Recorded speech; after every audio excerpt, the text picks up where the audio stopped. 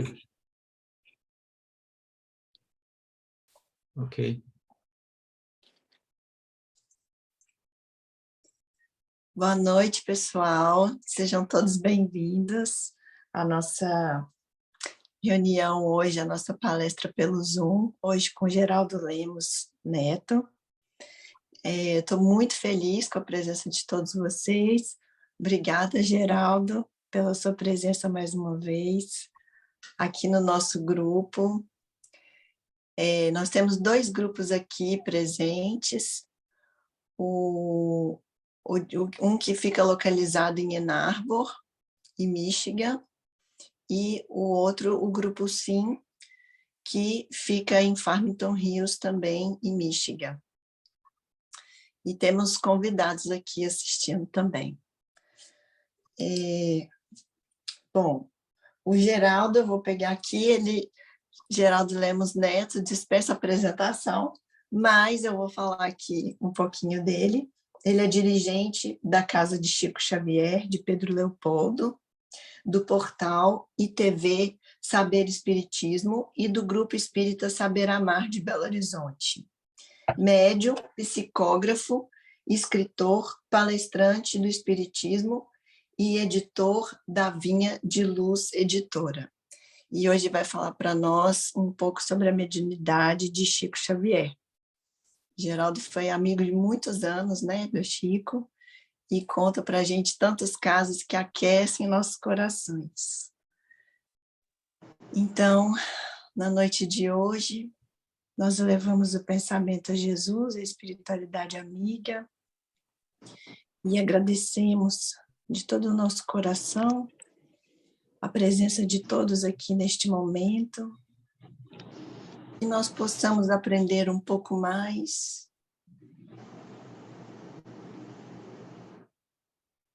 sobre todos os ensinamentos que Jesus nos trouxe e sobre esse querido irmão, nosso amigo Chico Xavier. Graças a Deus que assim seja.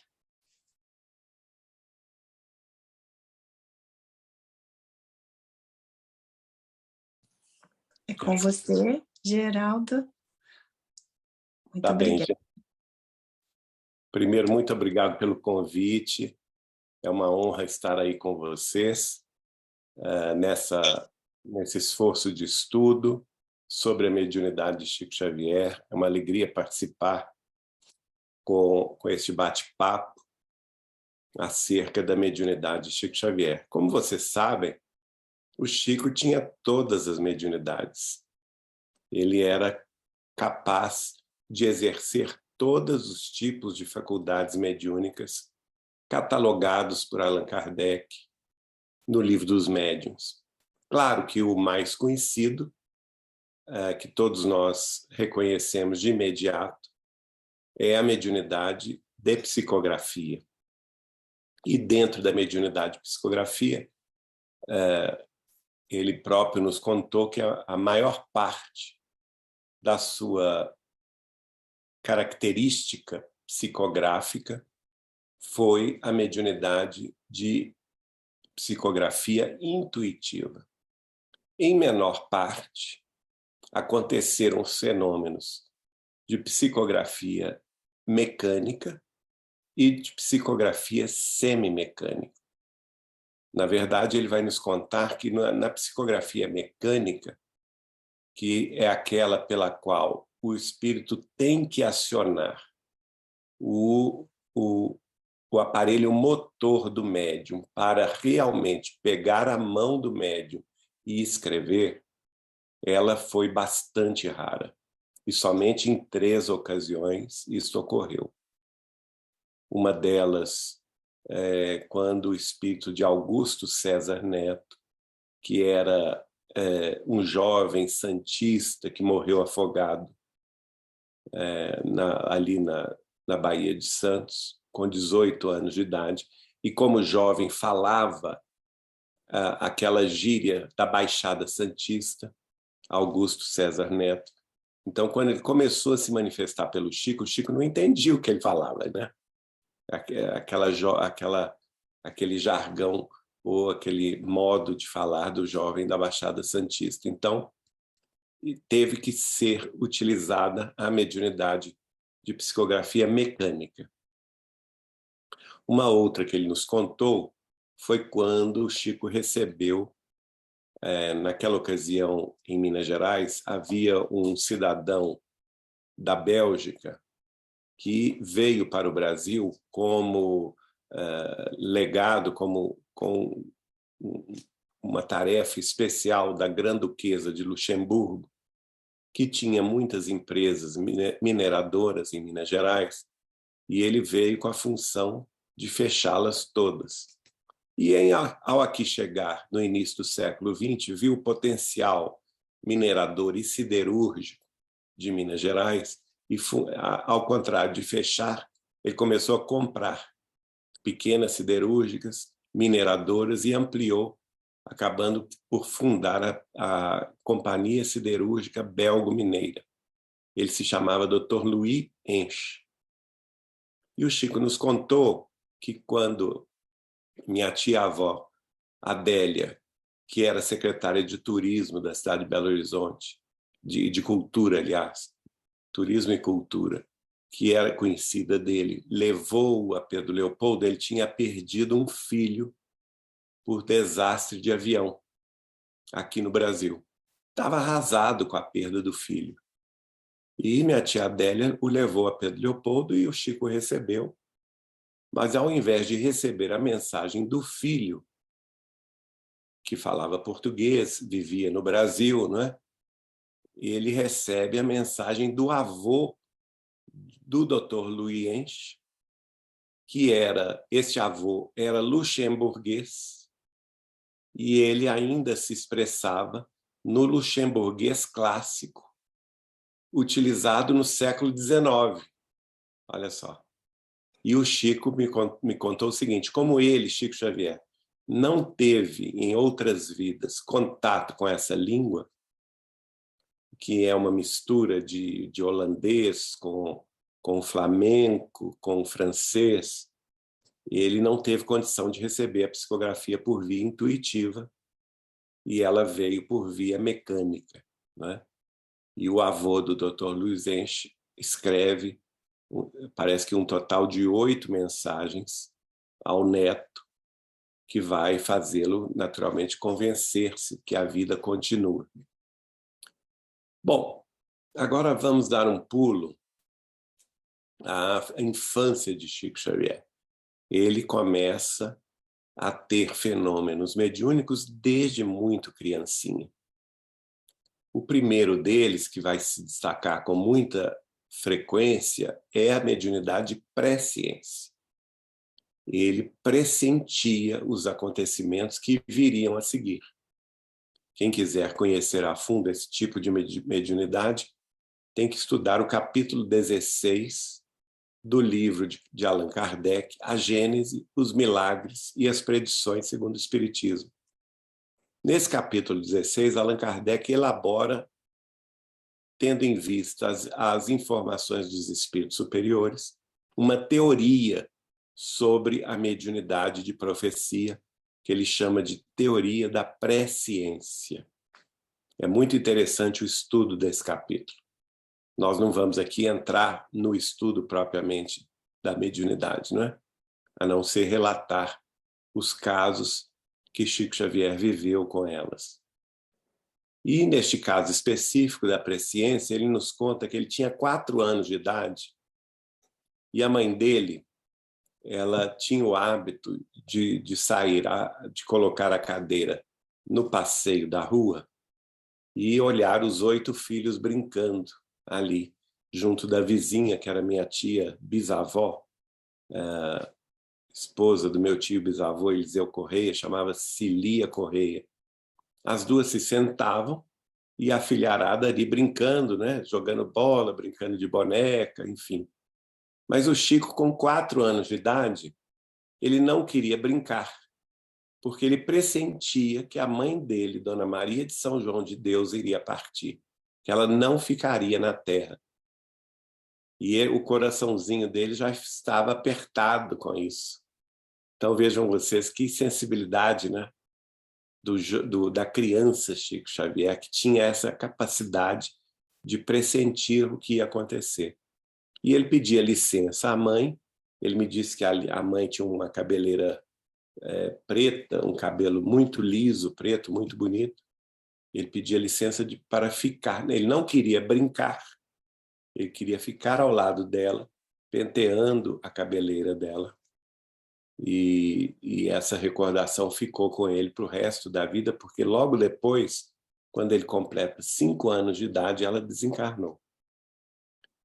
Outros fenômenos de presciência sempre ocorreram na vida de Chico Xavier. Logo quando ele começou na mediunidade, já com 17 anos de idade, ele me disse que ele tinha uma capacidade que, ao mesmo tempo, fazia com que ele visse o corpo da pessoa, amiga ou parente, ou mesmo os transeuntes da rua, que ele tivesse um raio-x, como se o olho dele fosse um olho de raio-x.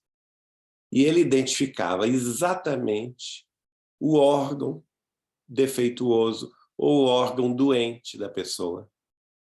Ele sabia exatamente de que a pessoa iria desencarnar e qual a data da sua desencarnação.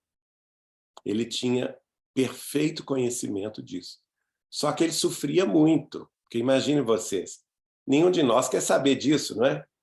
Um ente querido, uma mãe, um pai, um irmão, uma irmã, um parente ou um vizinho, a gente não quer saber o que a pessoa vai sofrer ou de que ela vai desencarnar.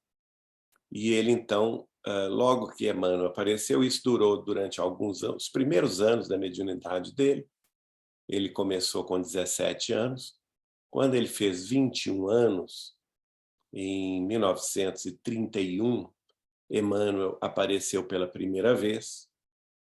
E então ele pediu, pelo amor de Deus, a Emmanuel, que, se fosse possível, solicitasse a Nosso Senhor Jesus Cristo que tirasse dele essa mediunidade, que ele não suportava mais sofrer por antecipação, vendo a programação kármica daquelas pessoas. Porque, na realidade, o que ele estava vendo?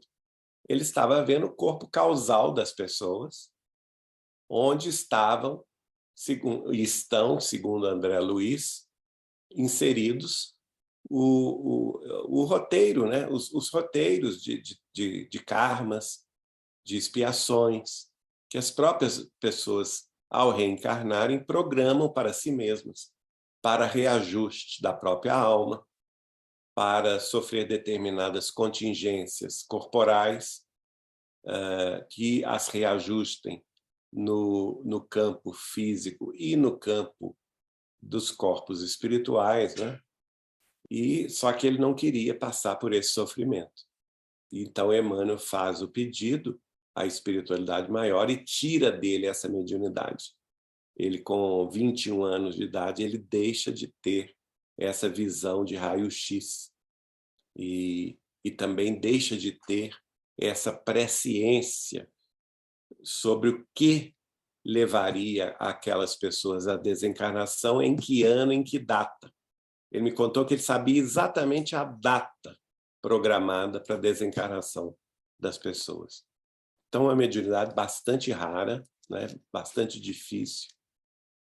Outros fenômenos de presciência ocorreram com ele, por exemplo, quando eu estava na casa dele com a minha então esposa Eliana, e eu tinha que retornar a Belo Horizonte, e naquela época eu cursava Ciências Econômicas na PUC-MG, e precisava retornar a reunião de sábado tinha acabado na madrugada de domingo, eu estava bem, queria viajar de volta logo imediato, porque aproveitaria a madrugada na estrada, que é mais vazia, chegaria a Belo Horizonte no domingo e seria capaz de estudar para a prova que teria na semana a seguir.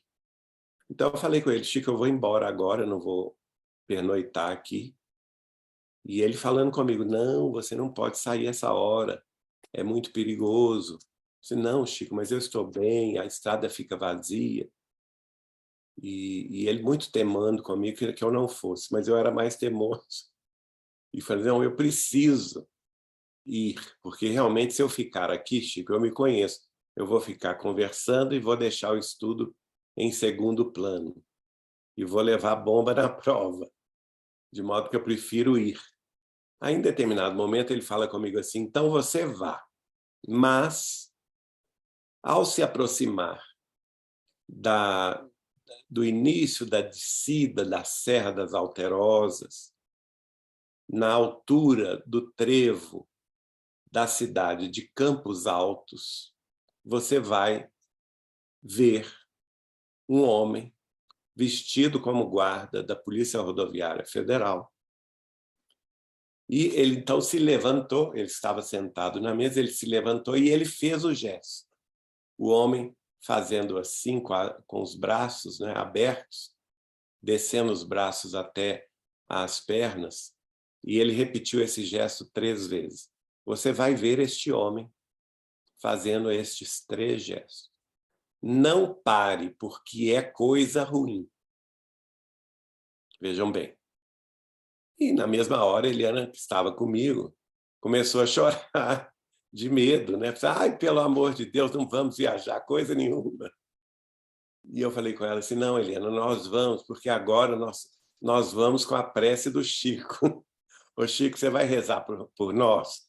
Porque se você rezar por nós, eu vou. Eu confio na sua prece, na sua proteção. E ele falou comigo, não, meu filho, pode ir tranquilo que eu vou rezar daqui.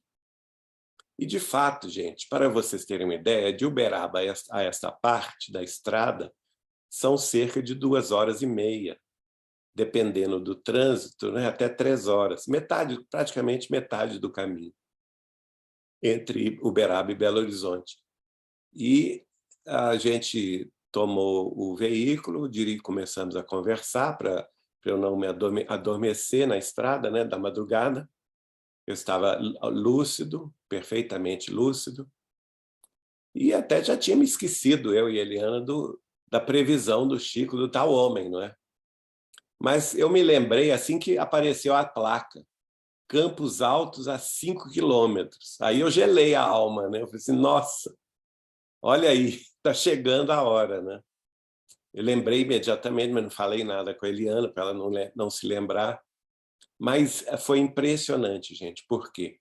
Exatamente no meio da estrada, no meio um pouco depois do trevo da cidade de Campos Altos, exatamente no ponto previsto por Chico Xavier, algumas horas antes, lá estava o danado do homem. Eu não sabia se o homem era encarnado, se era desencarnado, não me interessava, porque o Chico falou comigo, é coisa ruim, né? Se era da terra ou do além, não me importa. Eu sei que eu fiz ele fazia assim, ele fez exatamente 3 gestos, os mesmos gestos que Chico performou, né? Levantando-se, me mostrando o que aconteceria. E exatamente aí eu pensei, bom, eu tenho que fingir que vou parar o carro para ele sair da frente do meu carro, e de fato ele saiu. Quando ele veio na minha direção, saindo da frente do carro, aí, ó, pernas para que te quero, né? Pisei no acelerador, saí correndo a estrada fora. E até hoje não sei o que aconteceu depois, só sei que nós nos livramos dessa, graças a Chico Xavier. É a mediunidade de presciência, a capacidade de ver o futuro. Como ele teve também em grandes questões, né? Eu me lembro, na década de 80, ele muito sério, a gente lanchando, ele olhando assim para cima, e aí é um misto de mediunidades diferentes, que é a mediunidade clarividência, clareaudiência, clarividência por ver o espírito, clareaudiência por ouvir o espírito, conversar com ele pela mente, não é? E, ao mesmo tempo, presciência, porque ele estava conversando sobre o futuro, embora em menor medida essa última mediunidade, né? E ele vira-se para mim muito sério e pergunta assim: Geraldinho, você sabe me dizer o que seja multimídia? E eu falo com ele: Chico, eu não tenho a menor ideia, não entendo, não tenho a menor noção do que seja. Mas pela raiz da palavra, a gente pode depreender que seja a reunião de muitas mídias. Mas por que o senhor está me perguntando isso? E ele falou assim, em tom solene: porque os espíritos estão me dizendo aqui que chegará o dia em que a doutrina dos espíritos será divulgada em multimídia. Olha aí, hoje vocês aí em Michigan, eu aqui em Minas Gerais, outras pessoas do Brasil e do mundo acompanhando essa live, em multimídia. Só que naquela época não existia nada disso, não existia nem internet, gente. Na década de 80, não existia celular, não existia computador pessoal, não existia rede social. Então, realmente, ele tinha essas tiradas assim, que parecia que ele ia no futuro e voltava, não é? Bom, vamos mudar um pouco a mediunidade, o tipo de mediunidade, uma mediunidade muito interessante que eu presenciei inúmeras vezes ele performar, é a mediunidade psicometria, que é a mediunidade que determinados sensitivos, determinados médiums têm, de tocar certos objetos, ou então peças de valor sentimental de alguma pessoa, objetos de uso pessoal, como roupas. E no caso específico de Chico Xavier, isso era muito claro quando ele tocava, por exemplo, cartas que ele recebia, não é? Ele tinha uma tarefa que era chamada, ele denominava de tarefa do correio, que era o domingo dele de descanso, só para vocês terem ideia de como que era o domingo de descanso de Chico Xavier. Lembrando que no domingo de madrugada, a reunião que havia começado de psicografia no sábado, às 8 horas da noite, geralmente acabava às 4 horas da manhã do domingo, né? E às 7 horas da manhã do domingo, ele já estava de pé, né, para desempenhar essa função que ele chamava de tarefa do correio, pela qual ele respondia às cartas que ele recebia. E, às vezes, mandava para as pessoas livros autografados ou caixinhas de mensagens que ele recebia. Tinha um casal amigo deles que até hoje está nessa tarefa espírita, que é o Carlos e a Beth, lá da cidade de Campo Grande, no Mato Grosso do Sul. Eles tinham uma gráfica e eles que faziam a impressão dessas mensagens avulsas, né? Mensagens de Emmanuel, André Luiz, Dr. Bezerra, mas numa folhinha só. Eles faziam milhares dessas mensagens, colocavam em caixinhas e mandavam para o Chico gratuitamente distribuir. O Chico distribuía no Grupo Espírita da Prece, na Vila do Pássaro Preto, nas tarefas dele. E na tarefa de domingo também ele subscritava essas caixinhas de mensagens, respondendo ou enviando-as para as pessoas, os consulentes que escreviam para ele. Pois bem, o paletó de Chico Xavier ficava assim, ó, cheio de carta, né? Que ele recebia o endereço postal dele em Uberaba era Caixa Postal 56, Uberaba, Minas. E toda semana ele ia ao correio pegar a caixa. Era uma caixa cheia de cartas. Às vezes tinha 2.000 cartas por semana que lhe eram endereçadas. E ele passava o domingo inteiro subscritando mensagens ou autografando livros, ou mesmo tendo a paciência de responder aquelas cartas que ele escolhia. Dentre essas centenas de cartas, algumas ele tirava e punha no bolso. Ele ia colocando no bolso, então o paletó dele ficava assim, cheio de cartas, né? E era muito curioso que ele tirava uma delas, vamos supor que isso aqui fosse uma carta, né? ele tirava uma delas assim do bolso e ficava assim esfregando os dedos. Ficava assim, fazendo assim. Ele não abria a carta, minha gente. Ele não abria, eu sou testemunha disso.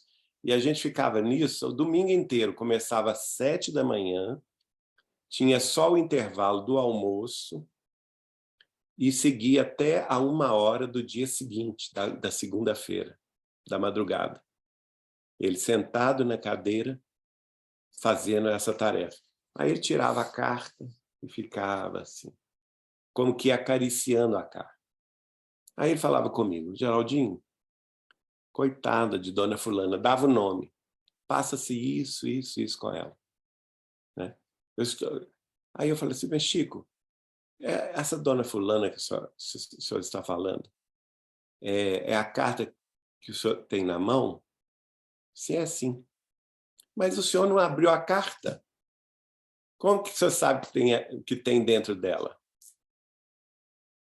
E ele, por humildade, ele falava assim comigo, Geraldinho, eu não sei como se processa isso. Claro que ele sabia, né? Mas por humildade ele não queria explicar muito.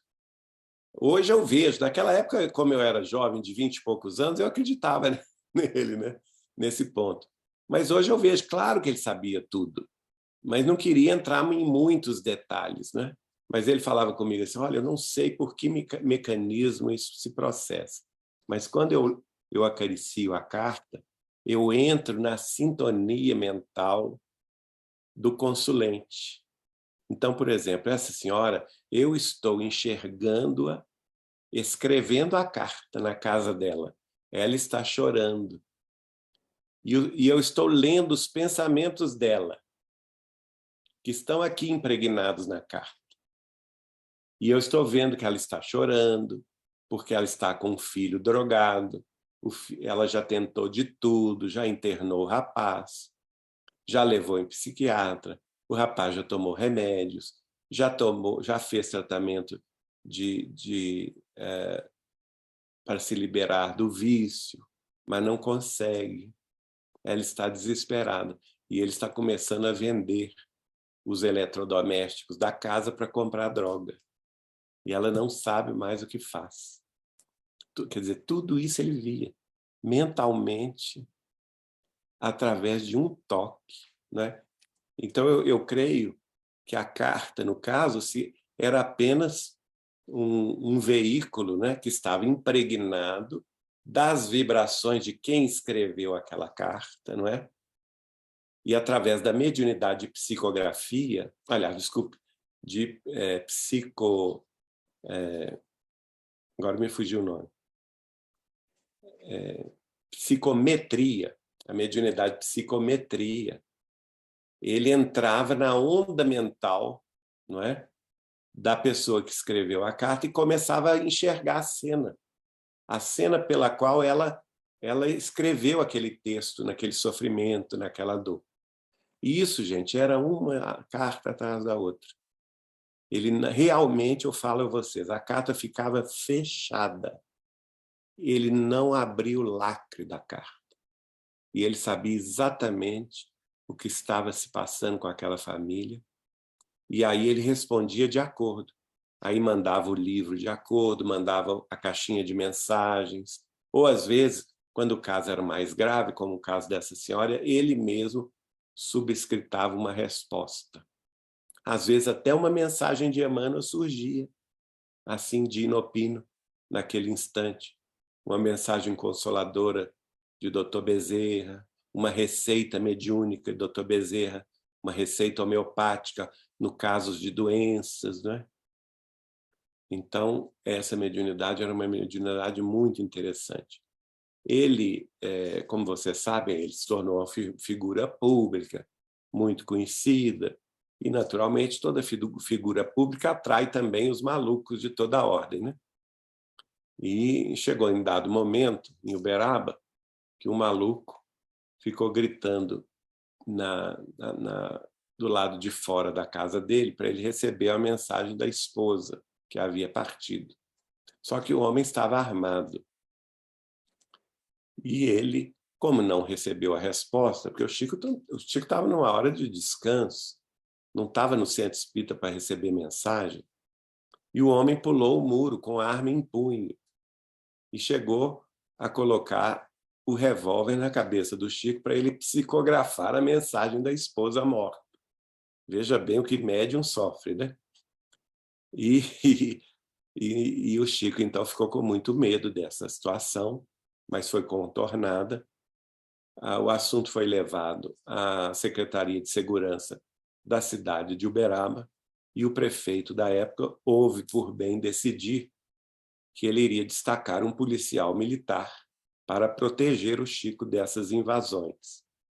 Então, o Chico teve, a partir de determinado momento da sua vida em Uberaba, que foi provavelmente o início ou final, início dos anos 80 ou final dos anos 70, um guarda da polícia militar, lotado na prefeitura de Uberaba, que passou a cuidar da sua segurança pessoal, guarda armado.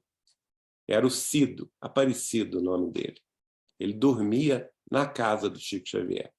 E também, às vezes, ele dirigia o carro do Eurípides, levando o Chico à cidade, para ir ao banco, para ir ao correio e tal. E o Cido nos contava isso, que em determinado dia, aliás, toda vez que o Chico ia no centro da cidade de Uberaba, ou para ir ao banco, ou para fazer alguma compra, ou mesmo passar no correio semanalmente, não é?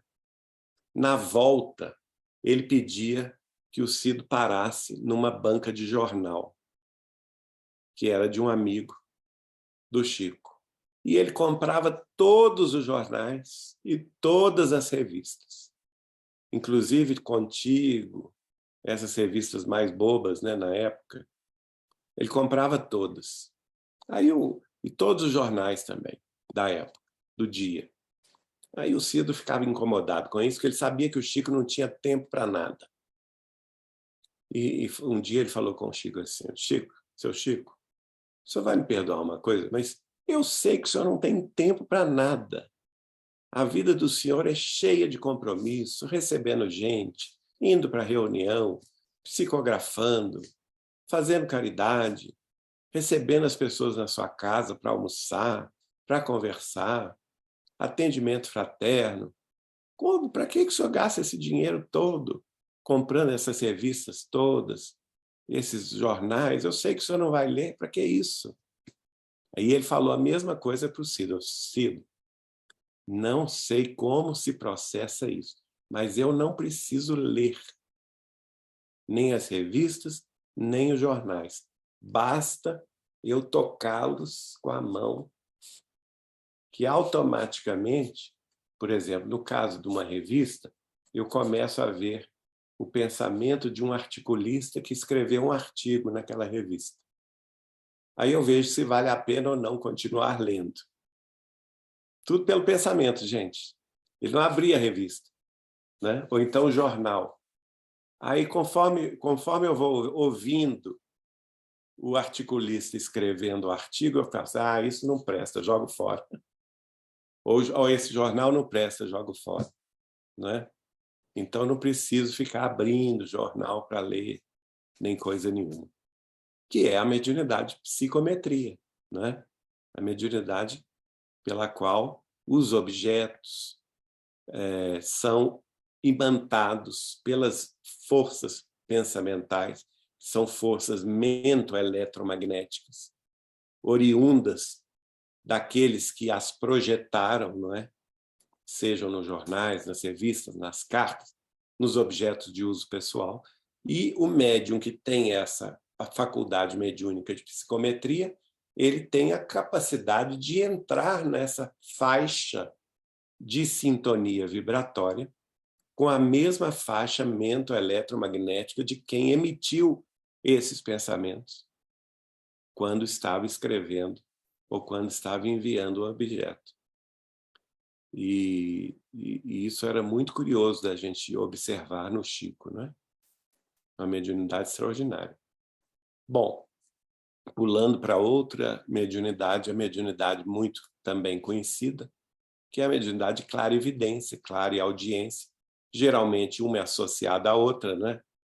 o espírito, a pessoa que tem a mediunidade de clarividência, os centros da visão da mente profunda perispirituais são acionados em conexão com os centros da visão da carne.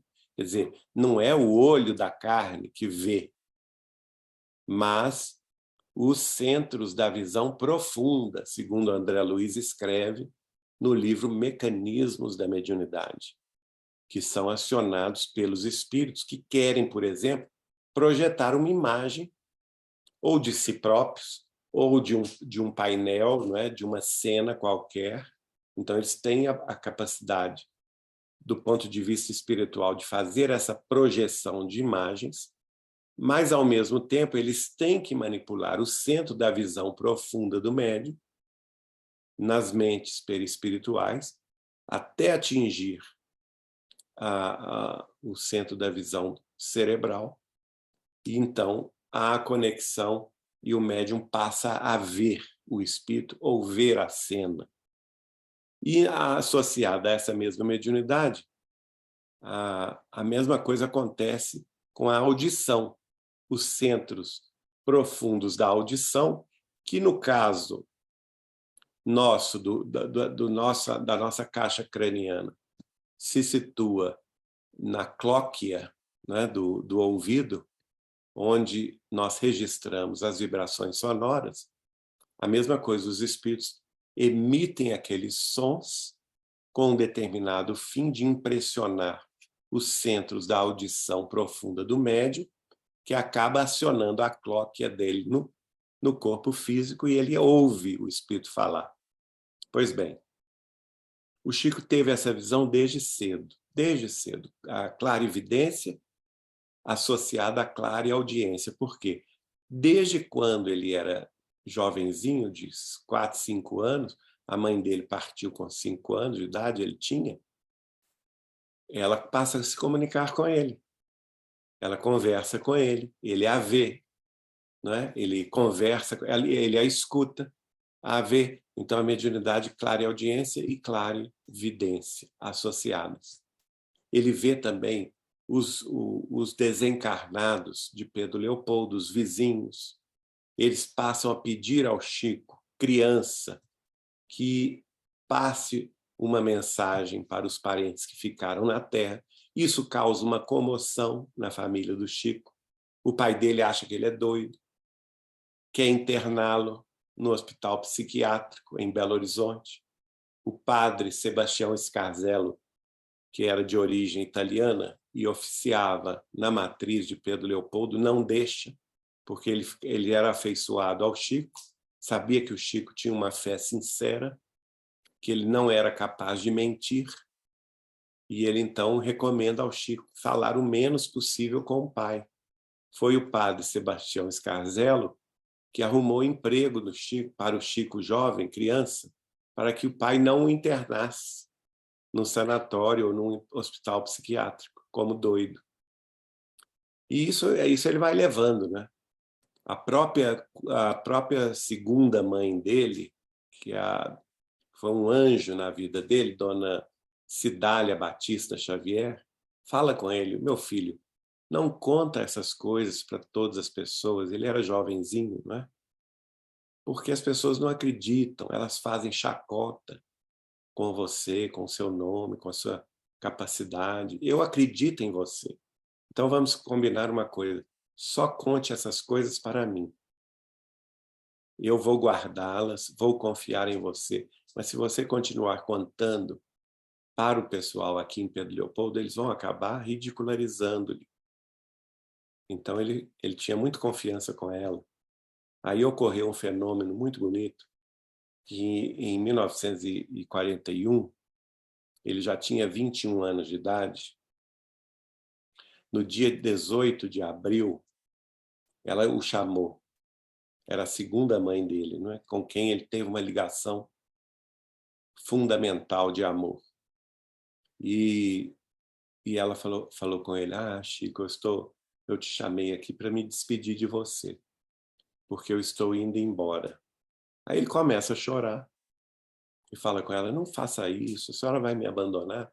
Quem que vai dar crédito às minhas visões?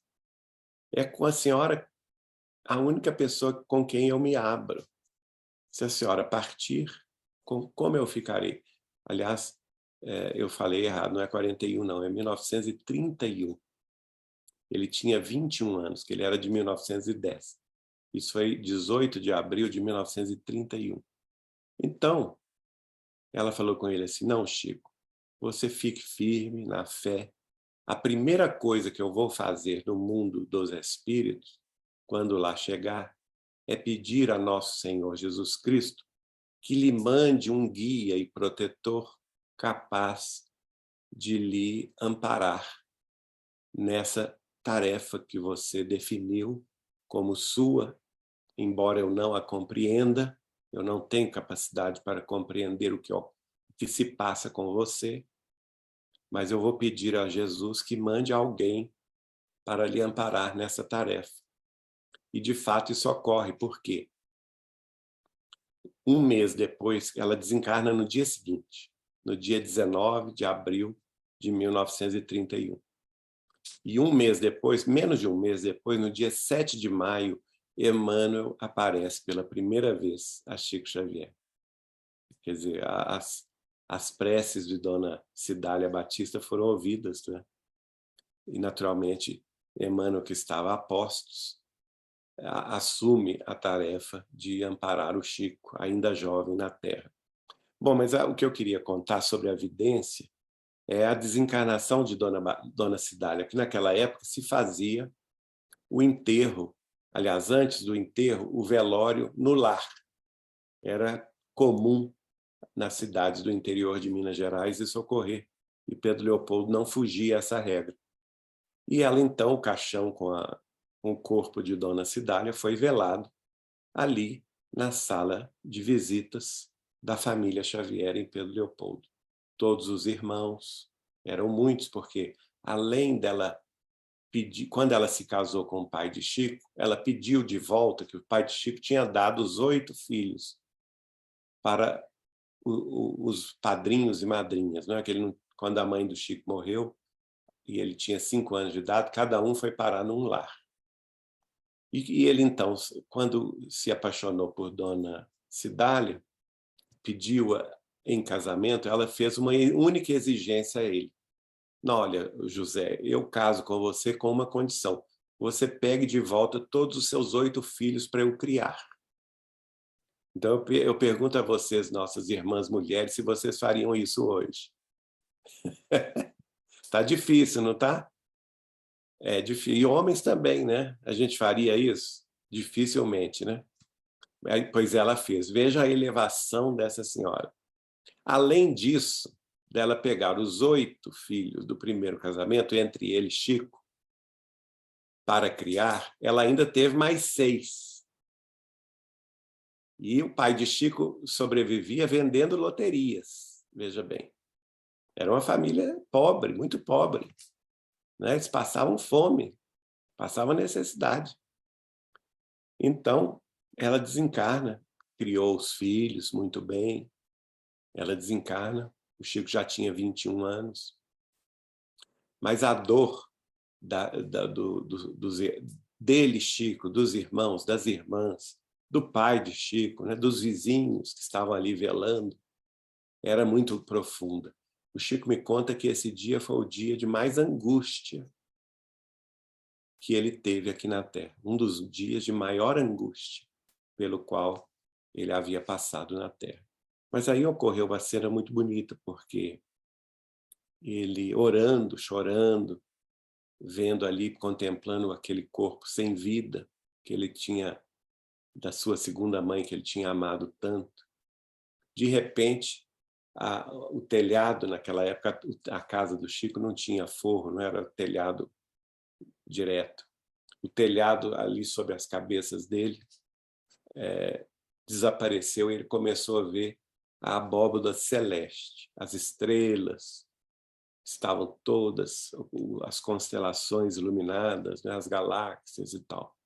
E ele começa a ver uma estrada de luz sendo desenhada do firmamento estrelado, descendo. Essa estrada de luz ia descendo, se formando, até iluminar o caixão de Dona Cidália Batista. E ao iluminar o caixão de Dona Cidália Batista, ele começa a ouvir uma música celestial, como que dando hossanas à batalhadora que retornava, né, vitoriosa à vida espiritual. E ele começa a ver bolas de luz descendo em espiral por essa estrada de luz. Eram bolas de luz. E elas desciam do firmamento, mas quando se aproximavam ali da terra, já na casa de Chico Xavier, essas bolas de luz se transformavam em anjos alados de luz, transparentes. Eles tinham asas transparentes, eram seres de iluminada procedência, mas de beleza indescritível. E cada um deles eram no total de 12 seres angélicos. Cada um deles chegava no corpo inerte de Dona Cidália e beijava-lhe a testa. Quando o último deles fez isso, Dona Cidália despertou. E o Chico pôde ver pela vidência, clara evidência, e clara audiência, porque ele ouvia a música, não é? Ela despertou, ele pôde ver Dona Cidália se levantando do corpo. Ela deixou o corpo físico e o perispírito dela, então, lúcido, absolutamente lúcido, se senta no próprio caixão e olha para ele. E ela reconhece que ele estava vendo-a, não é? Ela tem imediata consciência de que o Chico estava acompanhando aquela cena toda. Ainda dá um adeuzinho para ele. Dizer que foi um adeuzinho que foi uma facada no coração dele. Que ele queria ir junto com ela, né? Ele se sentiu nessa noite, ele me contou, foi a noite que ele sentiu maior solidão na Terra, a partida da sua segunda mãe. Então, ocorre um fenômeno muito bonito, porque essas 12 seres angélicos passam a beijar a mão dela, outra vez. Antes tinham beijado a testa para ela despertar, depois beijaram as mãos. E quando o 12º fez isso, ela se transforma num deles. Ela se transformou num ser angélico, diáfano, de luz, e inclusive com asas. E segue com eles para o firmamento afora, sabe lá Deus para onde, não é? No mundo espiritual superior.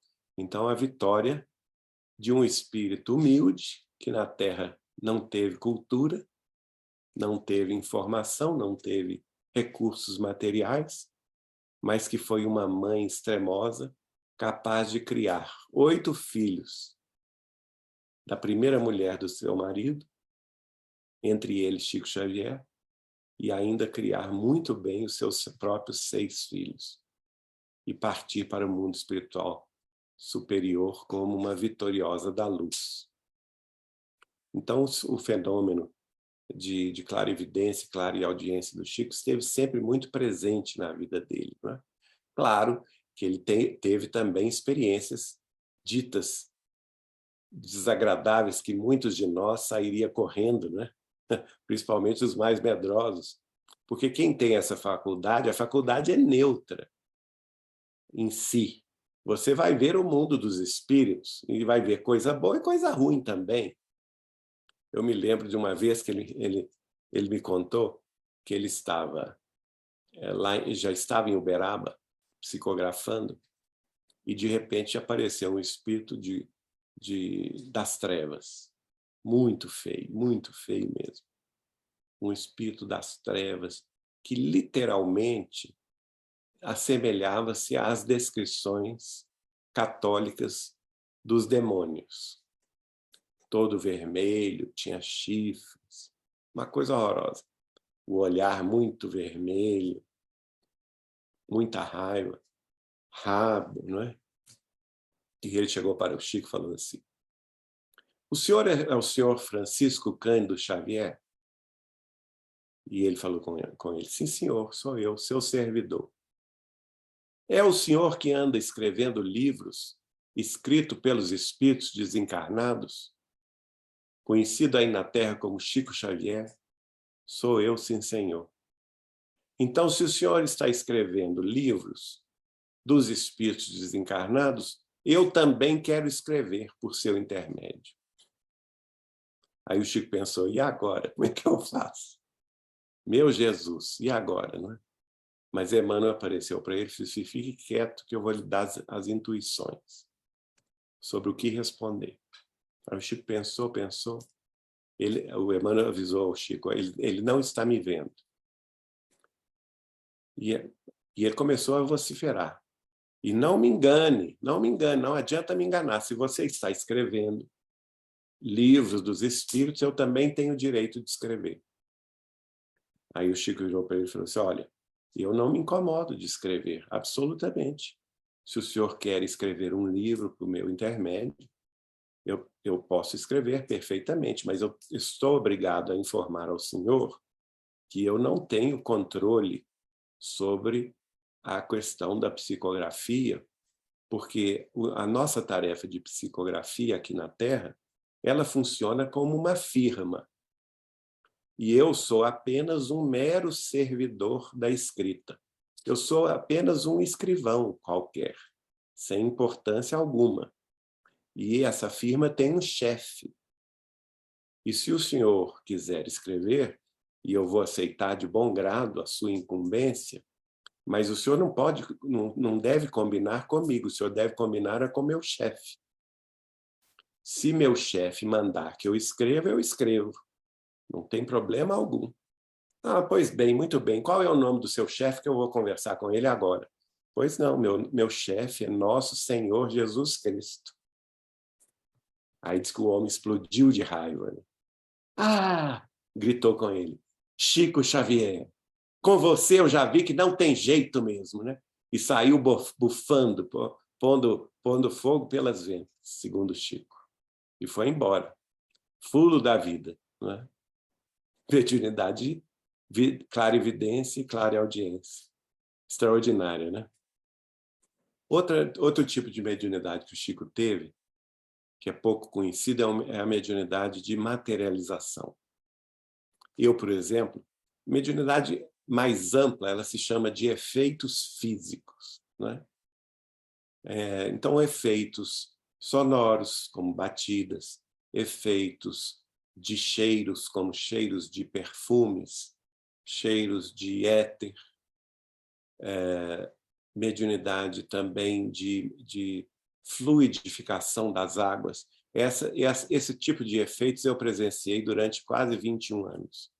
Então, por exemplo, a gente levava um vidro de água mineral, um litro de água mineral fechado, né, sem gás, 1 litro de água mineral natural, e punhamos, de princípio a gente pedia o Chico para fluidificar. Depois eu vi que nem precisava pedir.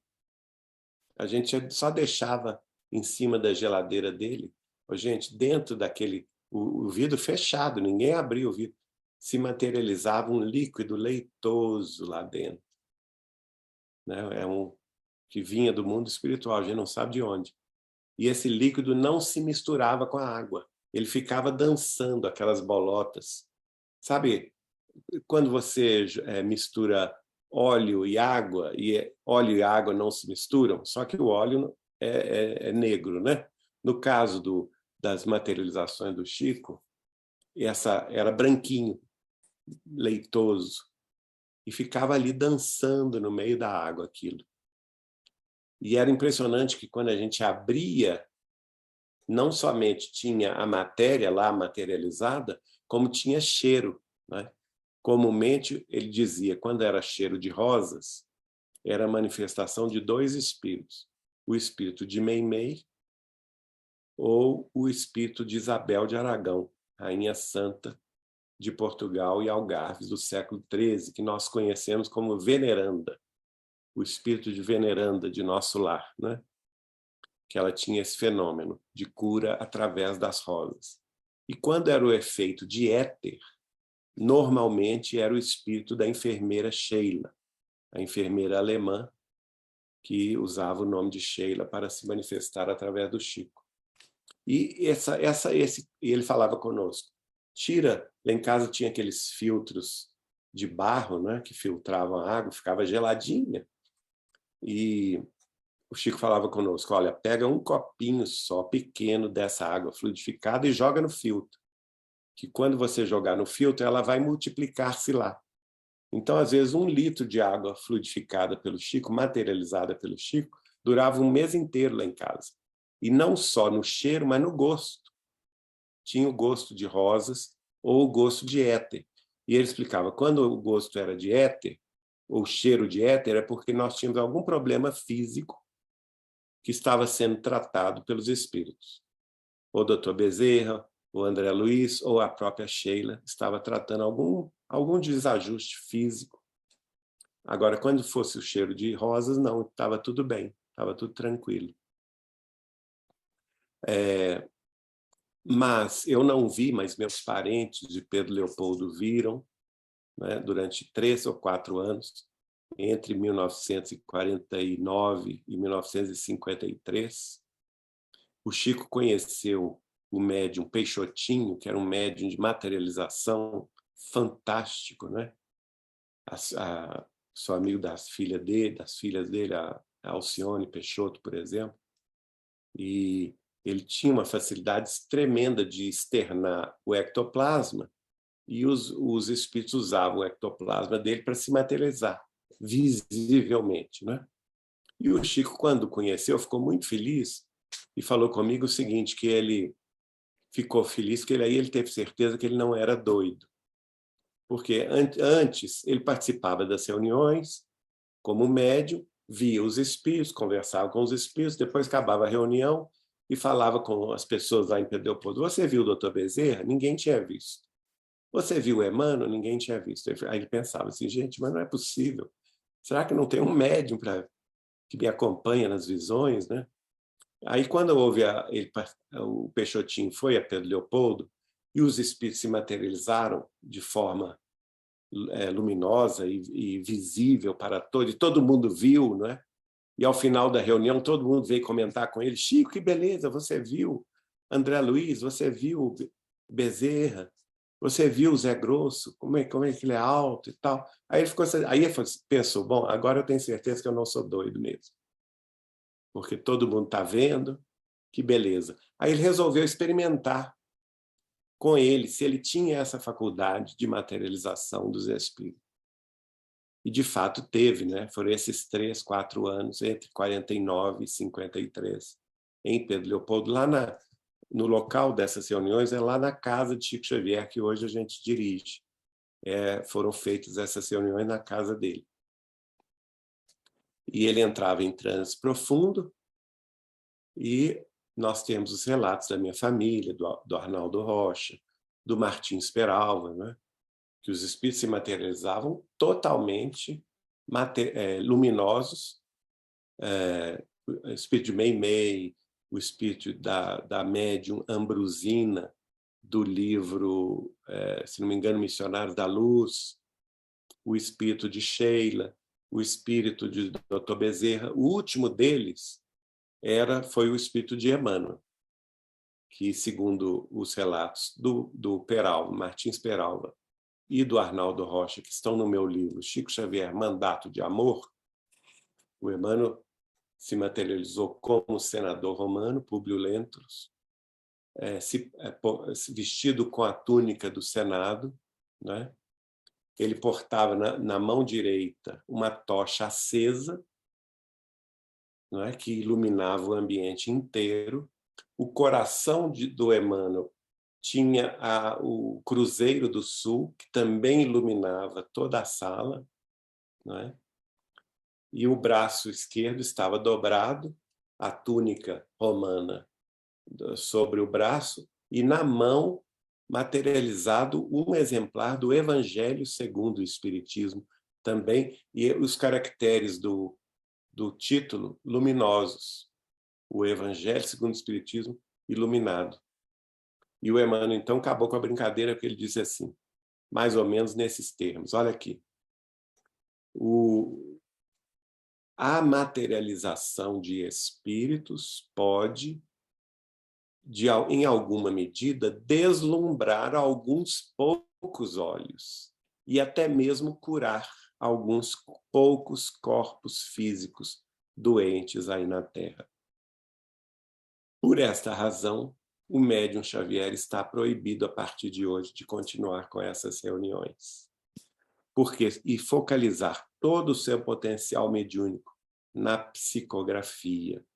Porque a psicografia, doando-nos o livro, é a multiplicação da chuva do esclarecimento e da consolação nos desertos humanos, né? E haverão de fertilizar os campos imensos da terra para esclarecer e consolar os corações humanos aflitos e sobrecarregados para os séculos vindouros.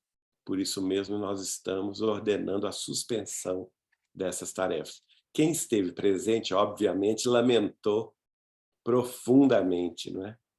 Essa questão, porque imaginem vocês, o Arnaldo Rocha conta, está também no meu livro, Chico Xavier, Mandato de Amor, editado pela União Espírita Mineira em 1992, que a mãe dele, eu agora não sei se era a dona Marlene ou Margarida, agora me foge o nome dela, mas a mãe dele, quando encarnada, ela tinha o hábito de cheirar rapé. Ela vivia com um recipientezinho onde ela guardava rapé e ela tinha esse vício de abrir e cheirar o rapé de quando em quando. E ela se materializou para o Arnaldo através do Chico, né? De plena visão, de plena materialidade terrestre. E o mais interessante, para provar que era ela mesma, ela abriu a mão e estava lá a caixinha de rapé que o Arnaldo cheirou.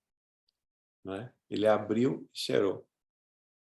A Wanda Joviano nos contou, por exemplo, que numa dessas reuniões o espírito de Sheila se materializou plenamente e virou-se para ela e falou assim: Wanda, você gosta muito de determinada música.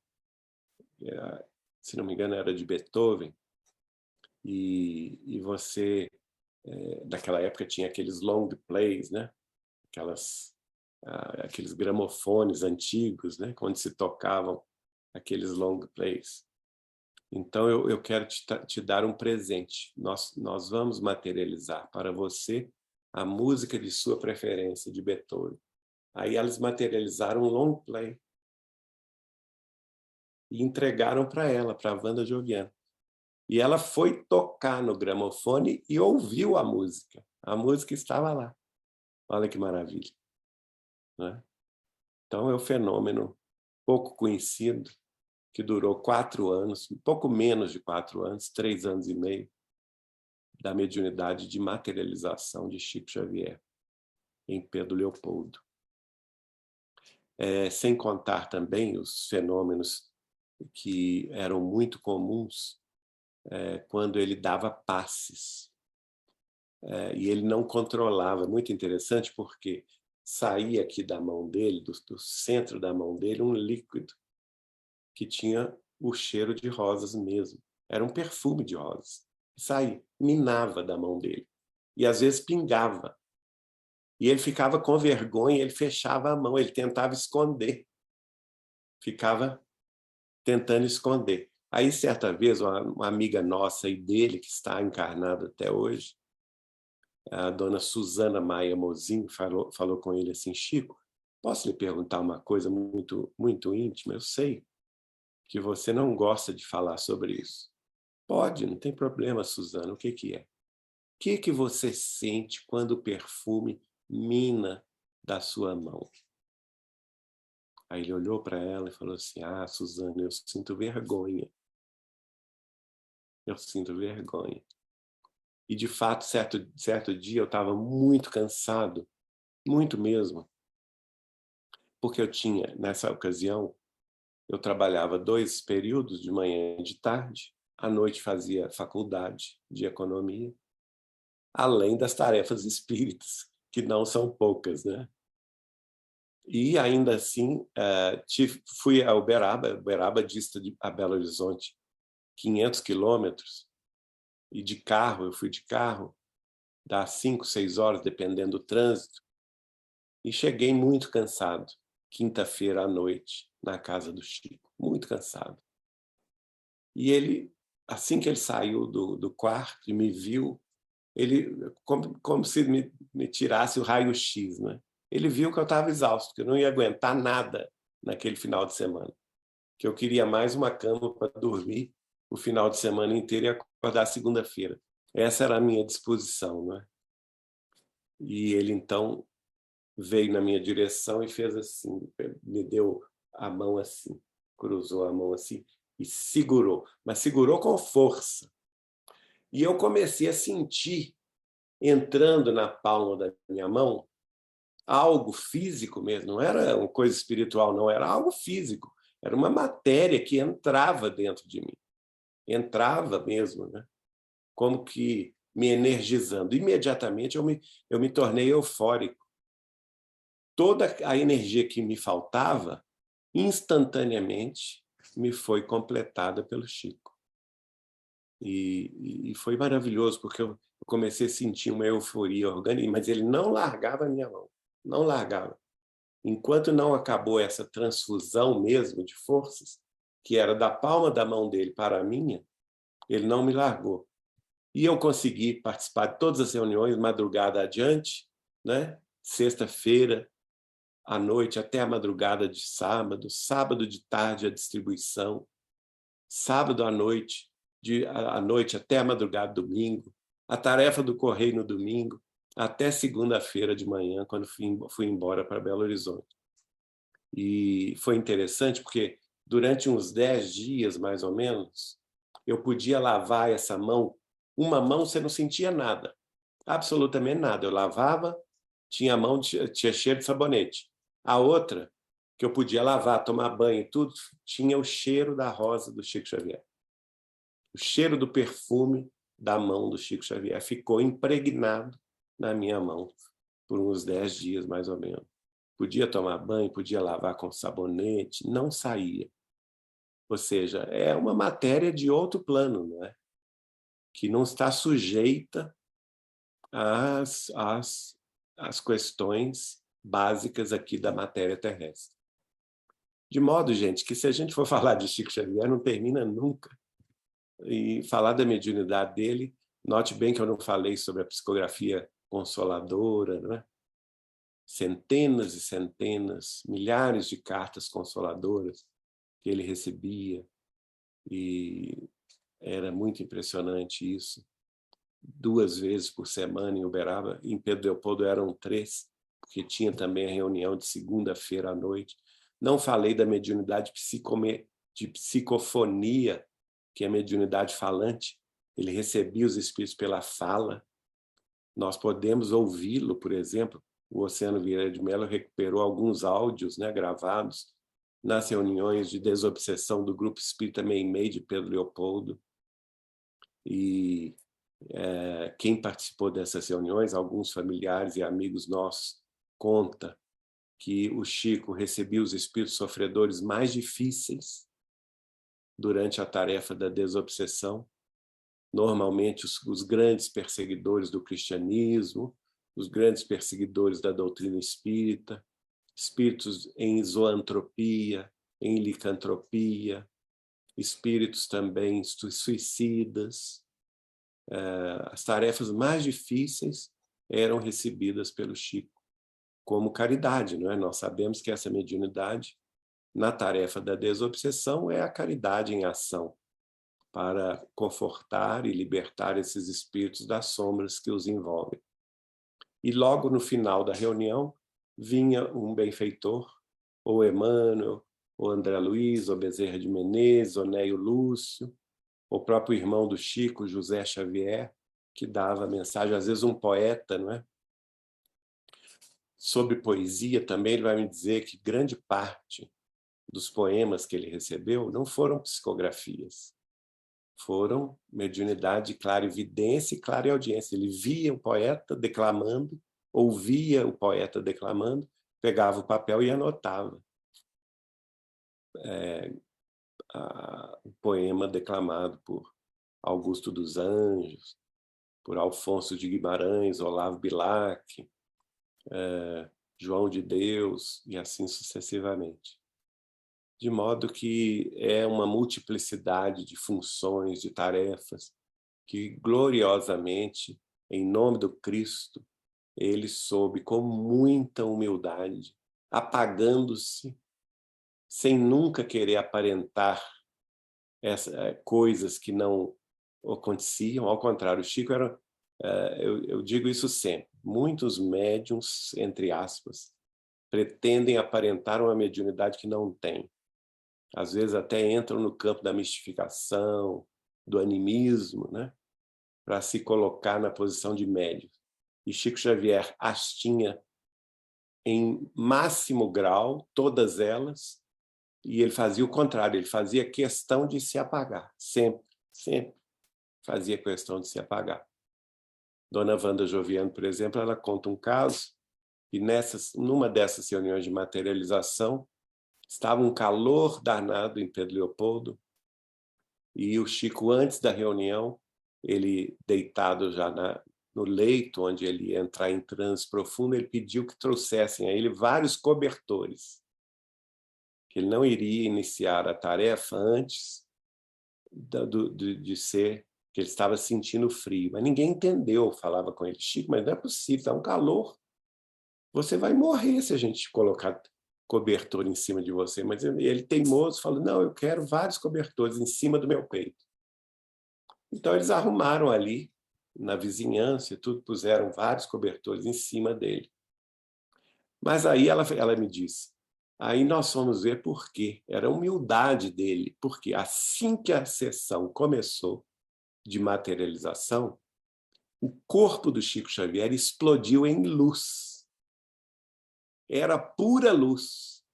No fundo, ele sabia que algo ia acontecer nesse campo e ele tentou se abafar com os cobertores. Mas só que a dona Wanda nos contou que não adiantou coisa nenhuma, porque os cobertores não foram obstáculo para a luz que emanava do coração de Chico Xavier. Né? Ele se transformou num fenômeno luminoso que assombrou todo mundo. Uma grande amiga nossa também, que frequentou muitos anos o Chico, é a dona Terezinha de Castro, do Rio de Janeiro. Ela fundou, a pedido de Emmanuel, no bairro de Botafogo, no Rio de Janeiro, o Seara de Amor e Luz, Grupo Espírita Seara de Amor e Luz, que o Chico brincava com ela, que era o sal da terra, né? Seara de Amor e Luz. E ela ia a Uberaba, ela conheceu o Chico em Pedro Leopoldo, depois passou a ir a Uberaba, e numa das vidas dela, ela nos conta isso, eu tenho isso gravado, ela nos contou isso com muita emoção. O Chico fazia a distribuição aos carentes no sábado à tarde. E nesse dia caiu uma tempestade em Uberaba, uma tempestade imensa. E as pessoas que normalmente frequentavam com seus carros, né, e as ajudas que elas iam levar desapareceram. Que espírita tem medo de chuva, parece que é feito de açúcar, né, que vai se desintegrar. Então eram só 2 carros, era o Chico Xavier, mais ela, com Eurípides e meu cunhado, o Vivaldo, num carro, e no outro carro, o seu Otoniel, com a esposa dele, que eram companheiros lá do Grupo Espírita da Prece. E os 2 carros foram para a periferia de Uberaba. Mas ela ficou preocupada, porque a chuva não parava, aquela chuva torrencial. E ela ficava pensando, como que nós vamos descer? O Chico vai pegar uma pneumonia. Ele descer do carro, o guarda-chuva não vai adiantar. E ela preocupada com esses pensamentos normais que nós temos, né? Só que ao se aproximar o carro da vila, que não chegava a ser uma favela, mas era uma vila mais pobre, de Uberaba, ela começou a ouvir a batida de latas e panelas, pá, pá, pá. E ela se preocupou, como ela era do Rio de Janeiro, ela ficou preocupada com a questão de violência, né? Violência urbana, se estava tendo algum tipo de protesto ou de confusão mesmo entre os habitantes ali da vila. E ela ficou com medo e falou com o Chico: Chico, eu não acho conveniente que nós desçamos com isto. Parece que há uma confusão na vila. E ele falou com ela assim: ô Terezinha, não preocupa com isso não. Nós estamos com Jesus, não preocupa. São nossos irmãos. E ela então, aí ele abriu a janela para ela ouvir a chuva descendo. Aí ele falou com ela: ouça. Aí ela começou a ouvir. Na verdade, quando eles viram os carros chegando no meio da tempestade, aqueles 2 únicos carros, o pessoal que estava acostumado a receber toda semana ajuda começou a gritar: Viva Jesus! Viva Jesus! E aquilo ela se emocionou tremendamente e o Chico começou a chorar de alegria. Assim que o carro parou, ele saltou do carro no meio da chuva, não esperou guarda-chuva, não esperou nada, foi pegar o pacotão de pães, né, que ele havia levado para distribuir a eles. Outros companheiros foram pegar o café com leite, alguns mantimentos que eles estavam levando, e o povo veio descendo o morro, né, e gritando e batendo panela: Viva Jesus! Viva Jesus! A alegria do povo de ver o Chico Xavier chegando. E ela ficou tão emocionada com isso, porque ela viu o Chico ficar tão feliz no meio daquela gente miserável, daquela gente pobre, humilde, desesperançada, que ele se tornou um sol de luz no meio da tempestade. E ela nos conta que ela ficou tão comovida, que ela se ajoelhou na lama, aquela terra vermelha de Uberaba na chuva virou uma lama vermelha. Ela se ajoelhou na lama para agradecer a Jesus a chance dela presenciar essa cena de ver Chico Xavier transfigurado em luz ao ouvir o povo clamando por Jesus. E ele, então, com muita emoção, ele partia o pão como dando em comunhão, não é? E partiu um naco de pão e deu a ela. E ela comeu, disse-me ela, né? Nós temos o áudio dela gravado, que ela comeu esse naco de pão como se ela estivesse, de fato, tomando uma comunhão espiritual inesquecível, que ela ia guardar para o resto da sua, não só dessa vida, mas para o resto da eternidade. Então, minha gente, esse é o Chico Xavier. E os seus casos inúmeros que são incontáveis, né? Incontáveis.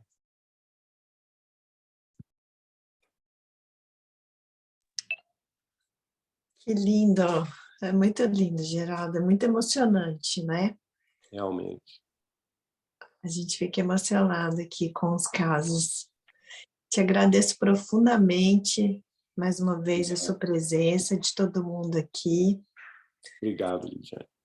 Muito obrigada pela segunda vez, né, que você está aqui com o nosso grupo, participando.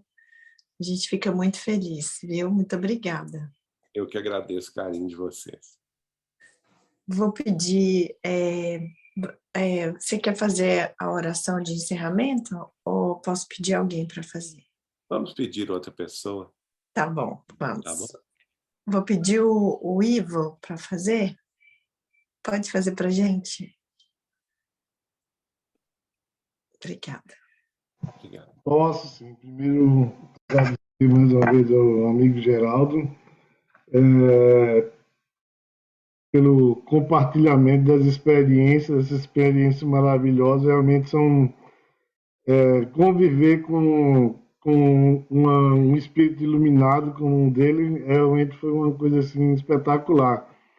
E espero que você continue compartilhando isso com outras pessoas em outras ocasiões, né, para que a gente possa sentir essa energia, né, que você passa, né, e fortalecer a nossa fé no sentido de continuar no caminho da caridade, né? Como você mesmo falou, tudo que Chico Xavier fez foi em nome da caridade, não dos outros, né? Doou a sua matéria, a sua ferramenta material para que esse trabalho fosse feito durante toda a sua existência. Espetacular. Então, você está mudo aí, se você quiser falar. Não, eu digo que tudo que você disse é a pura verdade. Muito obrigado.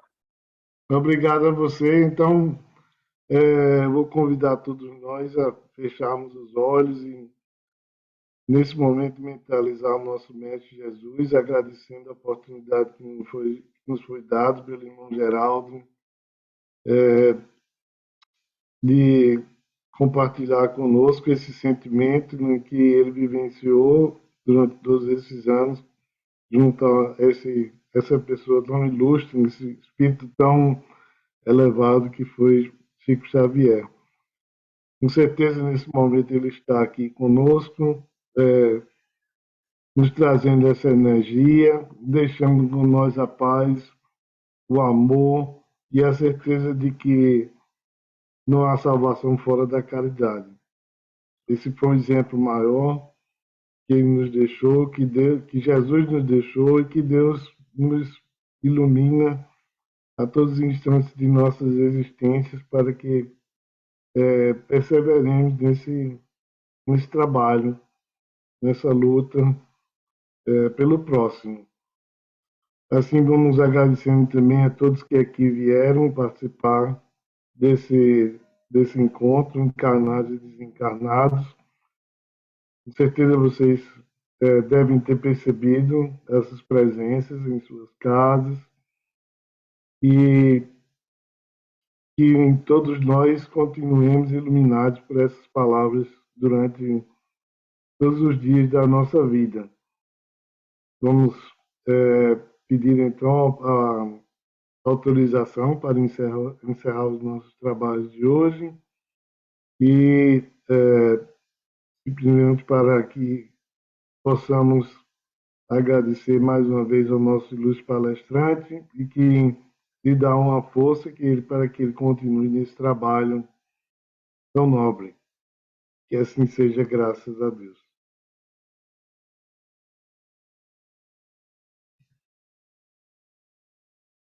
Assim seja, pessoal. Muito obrigado. Beijo no coração. Até a próxima. Obrigado. Boa noite. Obrigado, Geraldo. Obrigado. Obrigada. Obrigado. Tchau. Tchau, tchau.